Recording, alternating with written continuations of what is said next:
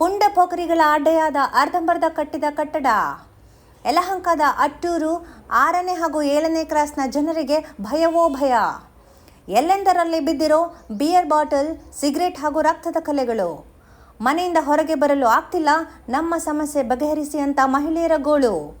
ಯಲಹಂಕ ವಿಧಾನಸಭಾ ಕ್ಷೇತ್ರದ ಅಟ್ಟೂರು 6 ಹಾಗೂ 7ನೇ ಕ್ರಾಸ್ನ ಜನ ಸಂಜೆ ಆದರೆ ಸಾಕು ಹೆದರುವಂತಾಗಿದೆ. ಮಹಿಳೆಯರು ಹಾಗೂ ಮಕ್ಕಳು ಹೊರಗೆ ಬಾರದ ಹಾಗೆ ಆಗಿದೆ. ಅಟ್ಟೂರಿನ 6 ಹಾಗೂ 7ನೇ ಕ್ರಾಸ್ನ ನಡುವೆ 10 ವರ್ಷದ ಹಿಂದೆ 4 ಅಂತಸ್ತಿನ ಸುಮಾರು 10 ಮನೆಗಳಿರುವ ಬಿಲ್ಡಿಂಗ್ ಕಟ್ಟಲಾಗಿದೆ. ಆದರೆ ಈ ಬಿಲ್ಡಿಂಗ್ಗೆ ಯಾವುದೇ ಬಾಗಿಲುಗಳು ಇಲ್ಲ, ಸರಿಯಾದ ಸೆಕ್ಯೂರಿಟಿಯೂ ಇಲ್ಲ.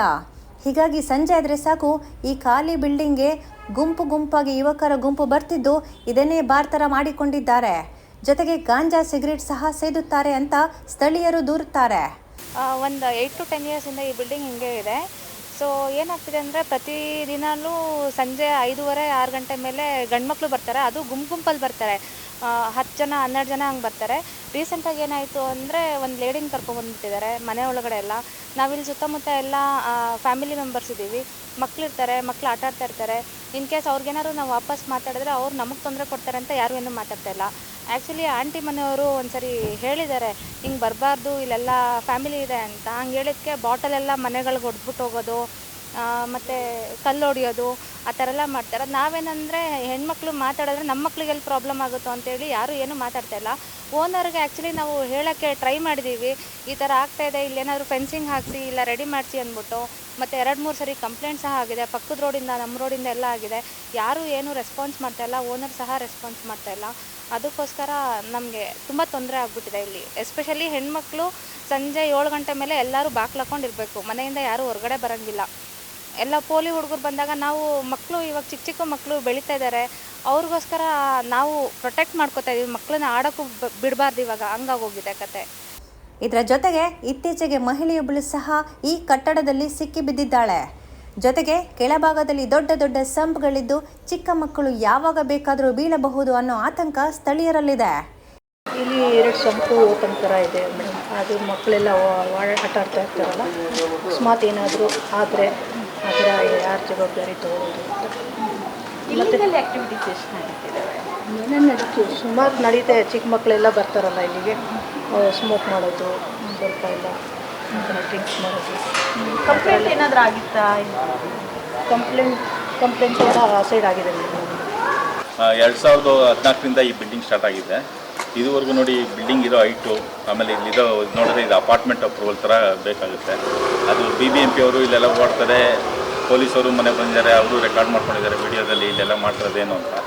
ಆದರೂ ಆ ಓನರ್ ಬಂದು ಇಲ್ಲೇನು ಆ್ಯಕ್ಷನ್ಗಳು ತೊಗೊತಾ ಇಲ್ಲ. ತುಂಬ ತೊಂದರೆ ಆಗ್ತಾಯಿದೆ. ನಮಗೂ ಮಕ್ಕಳೆಲ್ಲ ಇರ್ತಾರೆ, ಅವರೆಲ್ಲ ಕಾಲೇಜು ಅಲ್ಲಿ ಇಲ್ಲಿ ಹೋಗ್ಬೇಕಾದ್ರೆ ನಮಗೆ ಭಯ ಆಗುತ್ತೆ. ಅದಕ್ಕೆ ನಾವೇನು ಜಾಸ್ತಿ ಏನು ಮಾಡಿದ್ರೂ ಏನೂ ಆಗ್ತಾ ಇಲ್ಲ. ಅದಕ್ಕೆ ನಿಮ್ಮ ಕಡೆಯಿಂದ ನೀವು ಇದಕ್ಕೆ ಒಂದು ಸೊಲ್ಯೂಷನ್ ಕೊಡಿಸ್ಬೇಕು ಅಂತ ಕೇಳ್ಕೊಂತೀವಿ. ಈ ಅನೈತಿಕ ಚಟುವಟಿಕೆಗಳನ್ನು ನಿಲ್ಲಿಸಿ ಅಂತ ಸ್ಥಳೀಯರು ಪೊಲೀಸರಿಗೆ ದೂರು ನೀಡಿದ್ದಾರೆ. ಹೊಯ್ಸಳ ಪೊಲೀಸರನ್ನ ಕರೆಸಿದ್ದಾರೆ. ಆದರೂ ಈ ಅನೈತಿಕ ಚಟುವಟಿಕೆಗಳು ನಿಂತಿಲ್ಲ ಅಂತ ಸ್ಥಳೀಯರು ಆಕ್ರೋಶ ವ್ಯಕ್ತಪಡಿಸುತ್ತಿದ್ದಾರೆ.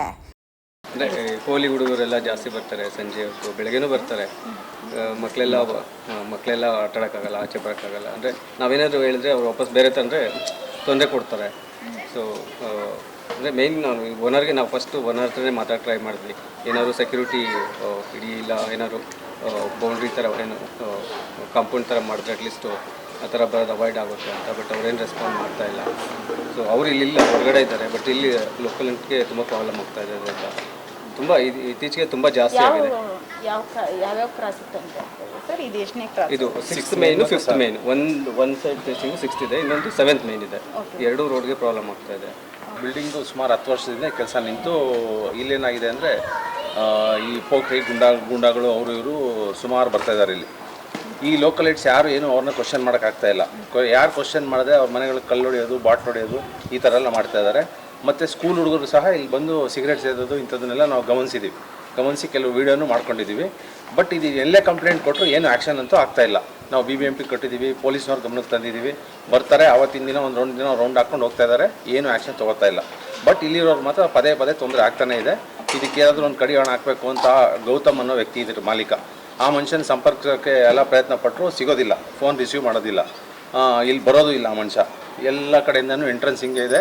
ಈ ಬಿಲ್ಡಿಂಗಲ್ಲಿ ಪ್ರತಿದಿನ ಸಿಗರೇಟ್ ಸೇದೋದ್ರಿಂದ ಹಿಡಿದು ಎಲ್ಲ ಅಕ್ರಮ ಚಟುವಟಿಕೆಗಳು ನಡೀತಾನೆ ಇದೆ. ಯಾರು ಕೇಳೋಕ್ಕಾಗೋದಿಲ್ಲ, ಇದ್ರ ಬಗ್ಗೆ ಆ್ಯಕ್ಷನ್ ತೊಗೊಳಕ್ಕೂ ಯಾರು ಮುಂದೆ ಬರ್ತಾ ಇಲ್ಲ. ಒಟ್ನಲ್ಲಿ ಜನನಿಬಿಡ ಪ್ರದೇಶದಲ್ಲಿ ಇಂಥ ಚಟುವಟಿಕೆಗಳು ನಿಲ್ಲಬೇಕಿದೆ. ಇದು ಸ್ಥಳೀಯ ಮಕ್ಕಳ ಮೇಲೆ ಪ್ರಭಾವ ಬೀರಲಿದೆ. ವರ್ಷ B9 ನ್ಯೂಸ್, ಬೆಂಗಳೂರು.